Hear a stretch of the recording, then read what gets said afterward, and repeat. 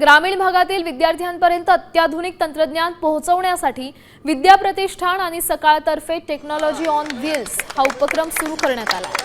पुण्यातील शारदा निकेतन या ठिकाणी शरद पवार यांच्या हस्ते याचं उद्घाटन झालंय।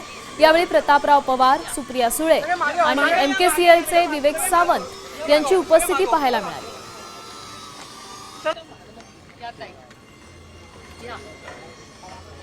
असल्यामुळे दे कट ए व्हेरी सॉरी फिगर असं लक्षात आल्यानंतर साहेबांनी प्रथम बारामतीमध्ये 1972 साली इंग्लिश मीडियमचे स्कूल सुरू केलं आणि त्यानंतर आजपर्यंत या स्कूलचा वटवृक्ष झालेला आहे की जिथं KG पासून PG पर्यंत।